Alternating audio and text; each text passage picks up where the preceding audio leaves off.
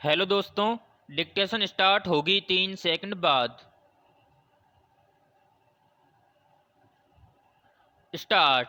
राष्ट्रीय शिक्षा नीति लागू करने के विभिन्न पक्षों पर देश में गहन चर्चा हो रही है। यह शिक्षा नीति एक विस्तृत विचार विमर्श के बाद अस्तित्व में आई। इसका सबसे उत्साहजनक पक्ष यह है कि देश ने इसे सकारात्मक दृष्टि से देखा है। शिक्षा नीतियों के क्रियान्वयन के 7 दशकों के अनुभवों का भविष्य संदर्भित विवेचन इस नीति निर्माण का आधार बना है। इसमें यह स्वीकारा गया है कि रोजगार और कौशलों के बदलते परिप्रेक्ष्य में वही युवा अपना स्थान बना सकेगा जिसने अपने प्रारंभिक अध्ययन काल में समस्या समाधान का कौशल तार्किक व रचनात्मक रूप से सीखा हो। तार्किक और विश्लेषणात्मक बुद्धि का विकास तभी संभव होगा जब सभी शिक्षक उस विधा में आवश्यक प्रवीणता प्राप्त कर चुके हों। इसके लिए आवश्यक है कि देश के सारे शिक्षण प्रशिक्षण संस्थान और उनमें नियुक्त शिक्षक प्रशिक्षक इस नीतिगत आशय को आत्मसात करें। पैराग्राफ। राष्ट्रीय शिक्षा नीति 2020 से देश में शैक्षिक सुधारों का जो वातावरण बना है उसे बनाए रखने के लिए यह भी जरूरी होगा कि पाठ्यचर्या पाठ्यक्रम निर्माता और पाठ्य पुस्तकों व अन्य पाठ्य सामग्री के लेखक नए हालात से ही नहीं नई अपेक्षाओं और ज़रूरतों से भी परिचित हों। नई नीति की सफलता इसी पर निर्भर होगी कि बच्चे वही पढ़ें जो उनके लिए उपयोगी हो सके, जिसमें उनकी रुचि हो, जो उनके व्यक्तित्व के हर पक्ष का विकास करने में सहायक हो, जो उन पर बोझ न बने और बचपन को तनाव से न भर दे। पहले से चली आ रही वह प्रथा अब उपयोगी नहीं रहेगी जिसमें नई विषय वस्तु को प्रमुखता से जोड़ा जाता था लेकिन पुराना बहुत कम हटाया जाता था। इससे बस्ते का बोझ इतना ज़्यादा बढ़ गया कि 1990-91 में इस पर एक राष्ट्रीय समिति बनानी पड़ी।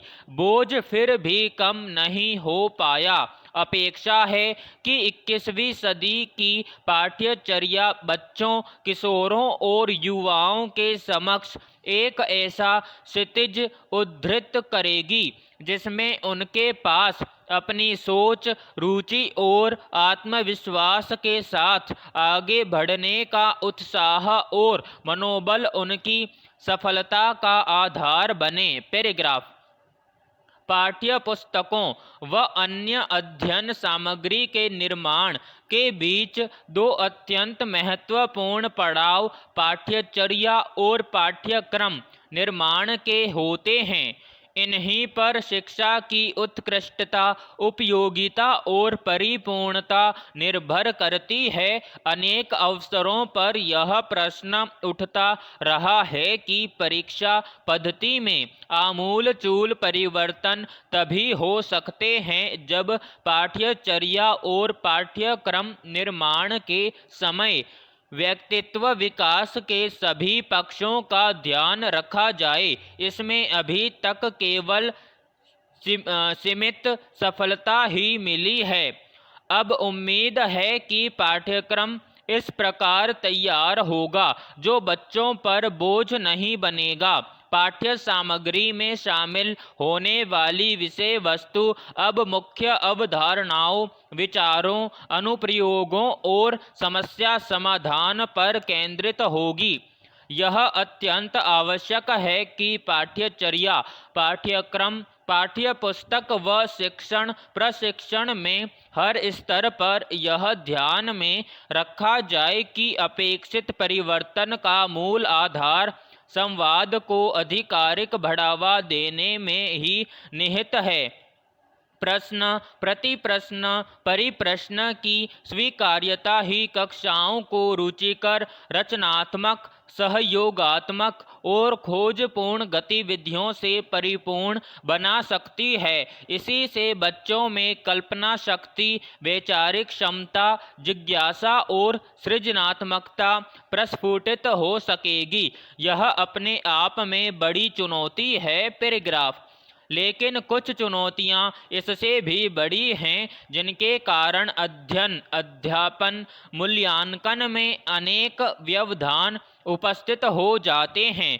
घोर प्रतिस्पर्धा के इस वक्त में हर परिवार अपने बच्चे के जीविकोपार्जन को लेकर चिंतित रहता है। उसे लगता है कि समाधान ट्यूशन, कोचिंग और अधिक से अधिक पुस्तकें खरीद कर देने में ही है। इन सबका भी बच्चों पर चिंताजनक दबाव और तनाव बढ़ता है। इसमें जीवन के सांस्कृतिक, सामाजिक और नैतिक पक्ष पीछे छूट गए हैं और शिक्षा की संपूर्ण उपलब्धि केवल परीक्षा के प्राप्तांकों के प्रतिशत तक सीमित रह गई है। इसकी ओर विद्वानों का और समाज का ध्यान पहले भी गया था।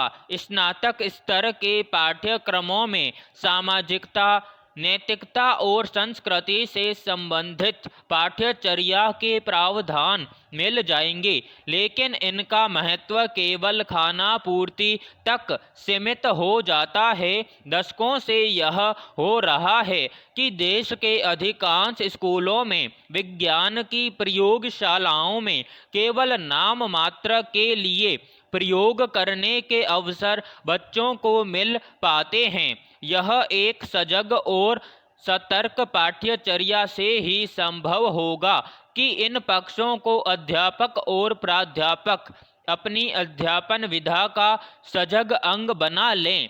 हर स्तर पर प्रत्येक अध्यापक व्यक्तित्व विकास का कार्यभार भी संभालता है। पाठ्यचर्या ही यह प्रेरणा दे सकती है कि ज्ञान के साथ उसके उपयोग की चर्चा भी की जाए। परमाणु बम और हिरोशिमा नागासाकी केवल भौतिक और एक भयंकर त्रासदी के रूप में ही पाठ्यचर्या, पाठ्य पुस्तक और कक्षा में निर्धारित पाठ के प्रस्तुतिकरण तक सीमित न रहें। इसके अध्ययन और अध्यापन के दौरान उन सभी सामाजिक, सांस्कृतिक और नैतिक मूल्यों को भी लाया जाए जो इससे उभरते हैं। पैराग्राफ। पाठ्यचर्या को लेकर समय समय पर सर्वेक्षण और विश्लेषण होते रहते हैं। कई बार यहाँ तक कहा जाता है कि शिक्षा की वर्तमान व्यवस्थाएं जब से प्रारंभ हुई हैं, पाठ्यचर्या निर्माण के उद्देश्य और लक्ष्य लगभग अपरिवर्तित ही रहे हैं। जानकारी, कौशल और ज्ञान की सीमाओं के आसपास ही इसको शब्दों में समेटा जाता रहा है। यदि इसे विस्तार दिया भी गया है तो वह क्रियान्वयन के स्तर पर पीछे छूट जाता है। भारत के नए पाठ्यचर्या निर्माताओं के समक्ष चुनौती बहुत बड़ी है, जो नीतिगत प्रावधान में पूरी तरह स्पष्ट है।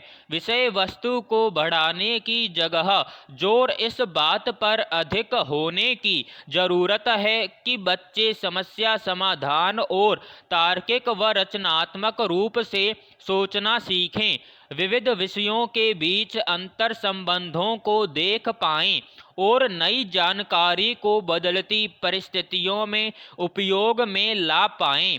जरूरत है कि शिक्षण प्रक्रिया विद्यार्थी केंद्रित हो, जिज्ञासा, खोज, अनुभव और संवाद के आधार पर संचालित हो, लचीली हो, समग्रता और समन्वित रूप से देखने समझने में सक्षम बनाने वाली और रुचिपूर्ण हो। शिक्षा से चरित्र निर्माण होना चाहिए। विद्यार्थियों में नैतिकता, तार्किकता और संवेदनशीलता विकसित करनी चाहिए और साथ ही रोजगार के लिए सक्षम बनाना चाहिए। जो दिशा यहाँ पर वर्णित की गई है उसके क्रियान्वयन के लिए पहला कदम तो यही होगा कि नई पाठ्यचर्या और पाठ्यक्रम आलोचनात्मक चिंतन, खोज आधारित, चर्चा आधारित और विश्लेषण आधारित ज्ञान पर विषय वस्तु और विधा को समग्र रूप से संयोजित करें। विराम समाप्त।